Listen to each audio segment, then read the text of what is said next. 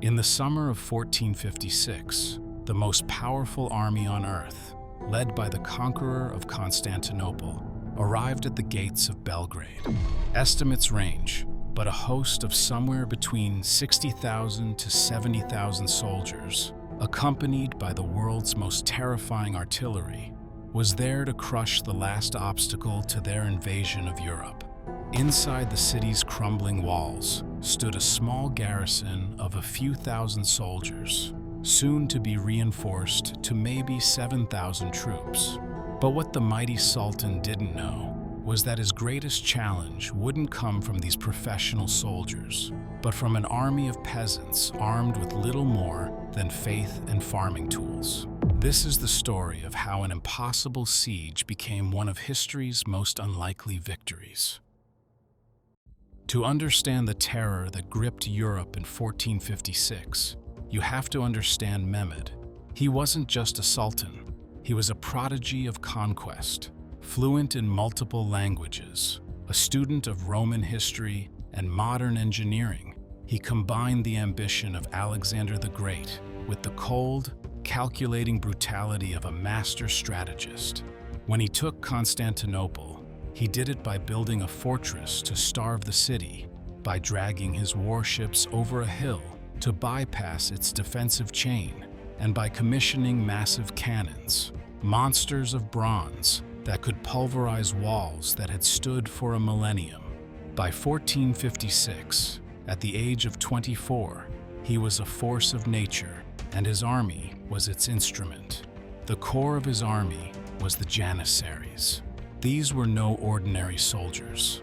Taken as boys from Christian families in the Balkans, they were raised in the harshest military environment imaginable. They were loyal only to the Sultan, forbidden to marry, and trained for one purpose: war. They were the world's first modern standing army, equipped with firearms and utterly fearless in the attack. Around this iron core swirled the Sipahi, heavy cavalry that could shatter enemy lines, and the Azabs, fanatical light infantry who swarmed defenses. And then there was the artillery. Mehmed was obsessed with gunpowder. He gathered the best engineers from across Europe and Asia, including a Hungarian master named Orban, to cast cannons of a size never before seen. His army marched with an arsenal of over 300 cannons, including several massive bombards capable of throwing stone balls weighing hundreds of pounds.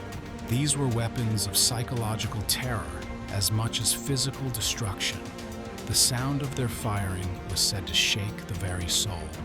In the spring of 1456, this entire terrifying apparatus of war began its slow, unstoppable march from Adrianople. The objective was clear. Belgrade sat at the confluence of the Danube and Sava rivers, the strategic gateway to the Hungarian plains. To take Belgrade was to unlock Europe. Mehmed knew it. All of Europe knew it. As his massive army advanced, it crushed a Serbian force sent to stop it, a mere prelude to the main event. By late June, the vanguard of the Ottoman host appeared before the walls of Belgrade, and the greatest siege of the age was about to begin. The air grew thick with dust and dread. For the people inside, the world was about to end. Inside Belgrade, the mood was one of grim determination, bordering on despair. The fortress was strong, one of the best engineered in the Balkans, but the initial garrison was small, only 5,000 to 7,000 men. Command was held by Mihaly Silagi, a veteran soldier and brother-in-law to the one man the Ottomans truly feared, John Hunyadi. Hunyadi was a legend, known as the White Knight of Hungary. He was a warlord of murky origins, but undeniable military genius. For 2 decades, he had been the bulwark of Christendom against the Ottomans, fighting them in every corner of the Balkans. The Turks called him the Scourge of the Turks. He was old now, in his late 60s, weary from a lifetime of war and political backstabbing, while the kings and nobles of Europe dithered, paralyzed by fear and petty rivalries. Hunyadi knew what was coming. The Hungarian barons, fearing his power more than the sultans, offered him no support. He was on his own. Using his own immense wealth, Hunyadi raced to prepare. He personally financed the reinforcement of Belgrade's garrison, sending thousands of his best mercenaries under the command of Silagi and his own son, Laszlo. He then frantically tried to raise a relief army, but the nobles wouldn't march. The king was absent. Europe was silent. Hope, it seemed, was in short supply. And then, a strange new figure entered the scene. His name was Giovanni da Capistrano, an Italian Franciscan friar. He was nearly 70 years old, a tiny, shriveled man who had spent his life as a fiery inquisitor, preaching against heretics with apocalyptic fury. The Pope, Calixtus III, desperate for any action, had given Capistrano a mission: preach a crusade to save Belgrade. What followed was extraordinary. While Hunyadi, the pragmatist, sought trained soldiers, Capistrano, the zealot, turned to the common people. He traveled through the villages of Hungary, a crucifix held high, his voice a torrent of righteous fury. He spoke not of strategy or politics, but of salvation and damnation. He promised martyrdom to those who fell and glory to those who fought, and the people listened. Farmers, blacksmiths, students, and priests answered the call. They were a rabble in the eyes of professional soldiers, armed with little more than scythes, flails, and clubs. But they were filled with a burning, unshakable faith. They believed Capistrano when he told them that God was on their side. By early July, a motley army of some 25,000 to 30,000 of these crusaders had gathered, a chaotic, disorganized, but passionately motivated force. Hunyadi, the seasoned general, was appalled. He saw not an army, but a mob that would be slaughtered by the Janissaries. He and Capistrano argued. Hunyadi wanted to use them for labor, to dig trenches and repair walls. Capistrano insisted they were warriors of God, destined for the front lines. It was an alliance of the sacred and the profane, the soldier and the saint, and it was all that stood between Mehmed and his prize. On July 4th, 1456, the siege began in earnest. Mehmed's army enveloped the city, a sea of tents and men stretching as far as the eye could see. The Sultan arranged his forces with tactical precision. The elite European corps, the Rumelians, took up position with the majority of the 300 cannons, their task to pound the eastern land walls into rubble. The Anatolian corps, veterans from the empire's Asian heartland, held the left flank. In the center, ready for the killing blow, were the Janissaries, under the Sultan's direct command. But Mehmed's masterstroke was on the water. A fleet of around 200 Ottoman river vessels sailed up the Danube, chaining themselves together to form an impenetrable blockade. They were packed with archers and artillery, cutting Belgrade off from any hope of reinforcement or supply by river. The city was now completely isolated, a fly caught in a web of steel. Then the music of hell began. The Ottoman cannons opened fire. It was a continuous, earth-shattering bombardment, day and night, for weeks. The sound was a physical presence, a constant roar that frayed the nerves and shook the fortress to its foundations. The giant stone balls fired by the bombards didn't just chip away at the walls, they obliterated them. Chunks of masonry the size of carts were thrown into the air. Towers that had stood for centuries were systematically demolished. The defenders, under the relentless fire, could only huddle behind their crumbling defenses. Inside the city, Silagi's garrison worked tirelessly.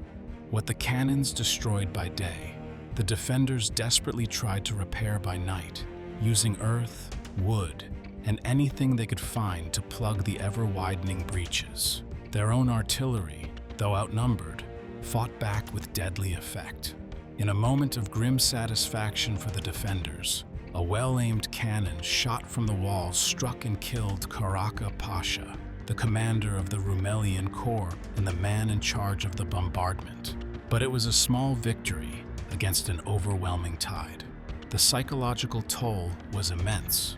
The incessant cannonade, the sight of their defenses turning to dust, the knowledge of the vast army waiting to pour through the gaps. It was enough to break even the most hardened soldiers. Yet they held on. They were professionals, fighting for their lives, their city, and their commander, who had promised them that Hunyadi would come. But how could he? The river was blocked. The land was swarming with Ottoman troops. From the battered ramparts of Belgrade, it looked as though help was impossible. The city was bleeding and time was running out. John Hunyadi watched from across the river. His relief army camped on the northern bank of the Danube. He could hear the cannons. He could see the smoke rising from the besieged city.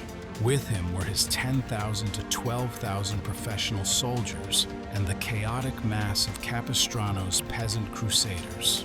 But they were useless if they couldn't get into the city. And for that, he had to break Mehmed's naval blockade. It was a suicidal proposition. The Ottoman flotilla was a formidable force of around 200 vessels, including large purpose-built war galleys. Hunyadi's fleet was a collection of smaller, less equipped boats, many of them little more than converted barges. They were smaller, undermanned, and massively outgunned. To attack the Ottoman fleet head-on was madness, and that is exactly what Hunyadi decided to do. On July 14th, he made his move. He divided his forces. He himself would lead the naval attack, while his land troops would march along the riverbanks to support the fleet. Inside the city, Szilágyi had prepared his own small flotilla, crewed by Serbian townsfolk, ready to attack the Ottoman fleet from the rear once the battle was joined. Hunyadi, despite being racked with fever, boarded his flagship. At his signal, the Hungarian flotilla surged forward, using the river's current to build momentum. They slammed head-on into the chained line of Ottoman ships. The battle was a chaotic, brutal affair. The larger Ottoman galleys had the advantage in firepower, but Hunyadi's smaller, more maneuverable boats had the advantage of local knowledge. Their crews were Serbs and Hungarians who had spent their lives on the Danube, and they used every sandbar and eddy to their advantage. The two fleets became entangled in a desperate, swirling melee. It was not a battle of cannons, but of men. Soldiers swarmed from one deck to another, fighting hand-to-hand with swords, axes, and pikes. The water churned red with blood. For 5 grueling hours, the battle raged. At the critical moment, Szilágyi's boats shot out from the Belgrade harbor, attacking the Ottoman rear. Caught between two forces and unable to maneuver their larger ships in the tight confines, the Ottoman line broke. Panic set in. Dozens of Ottoman ships were sunk, captured, or scattered in the chaos. It was a stunning, impossible victory. In a single afternoon, Hunyadi had completely destroyed the Sultan's naval supremacy. The Danube was open.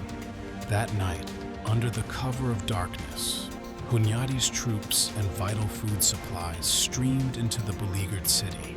The peasant crusaders, their morale now sky-high after witnessing the miracle on the river, crossed over and set up their own camp. The garrison was reinforced. Their spirits soared. They had been on the brink of annihilation, but now the White Knight himself was with them. Mehmed was furious. His perfect siege had been broken. He had lost control of the river, but he still had his cannons and his janissaries. He redoubled the bombardment, determined to flatten the city and send his elite infantry in for the final kill. The stage was set for the final act. For another week, the cannons roared. The relentless bombardment focused on the eastern walls. which were now little more than a vast continuous ramp of rubble and splintered wood. Mehmed knew the city was at its breaking point. On the evening of July 21st, he decided the time had come. As the sun set, he ordered an all-out assault. The attack came in waves. First, the Azebs, the light infantry, swarmed forward, their purpose to absorb the first volleys and exhaust the defenders. They were followed by the Anatolian Corps, who surged up the rubble-strewn breaches and into the lower town. The fighting was savage, a desperate struggle in the narrow streets and ruined buildings.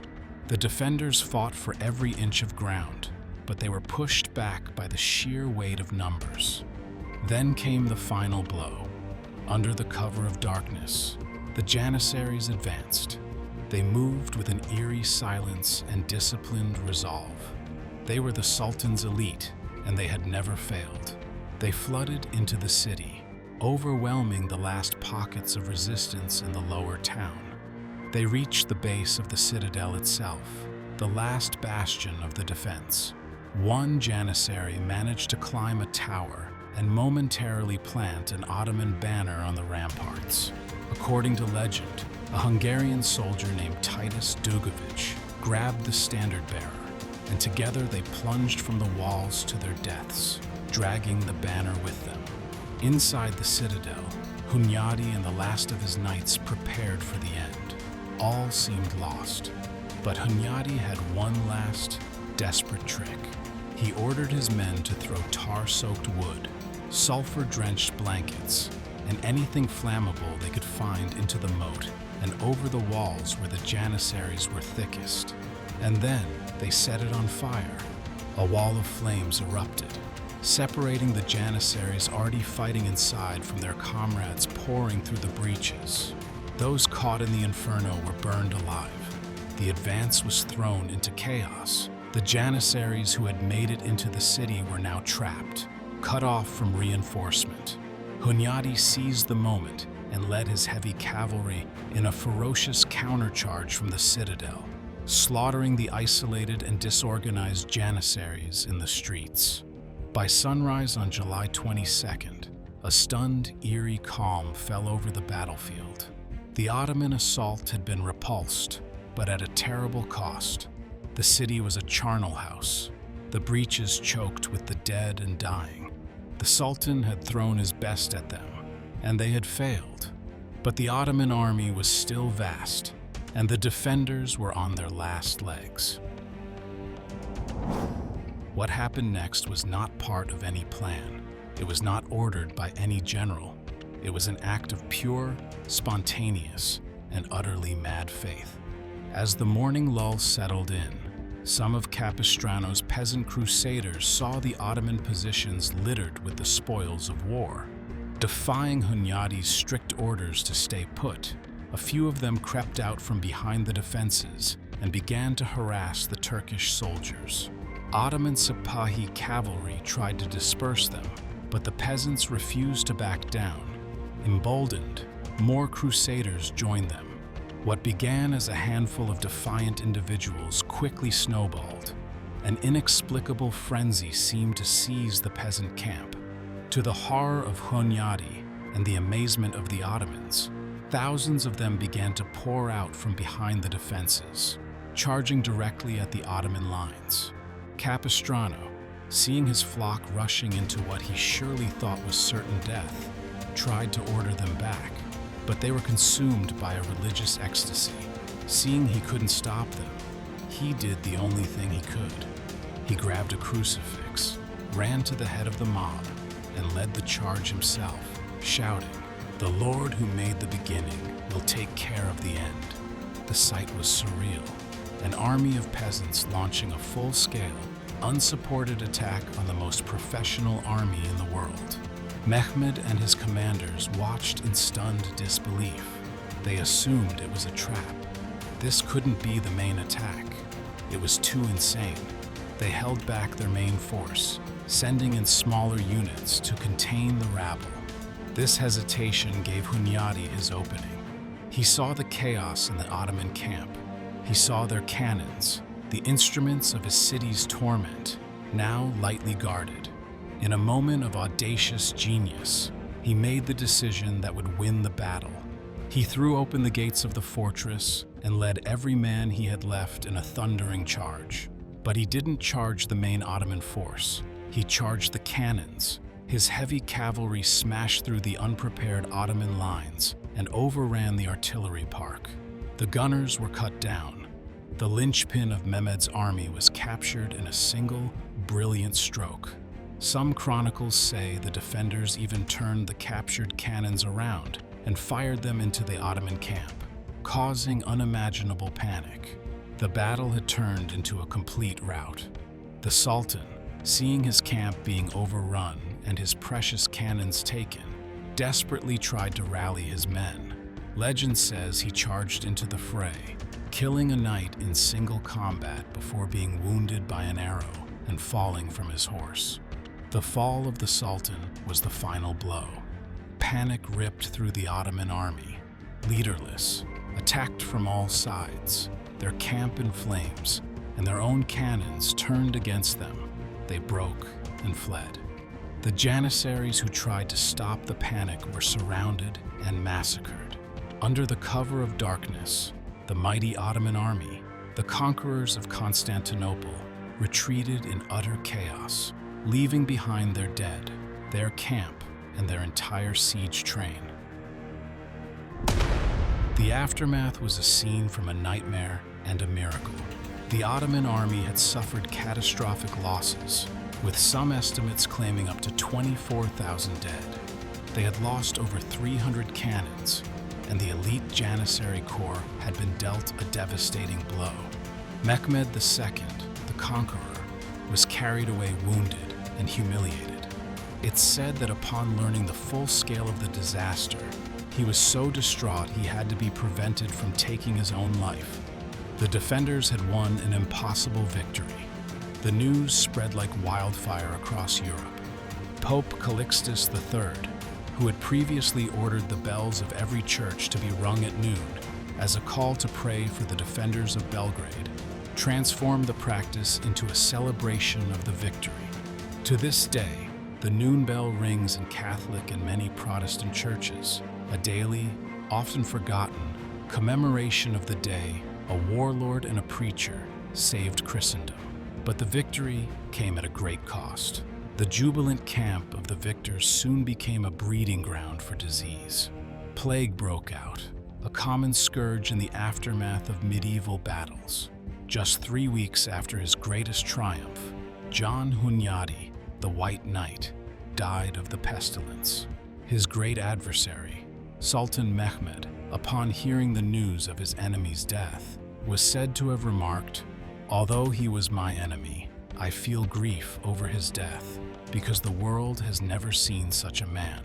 A few months later, John of Capistrano also succumbed to the plague. The two unlikely allies who had saved Belgrade followed each other to the grave.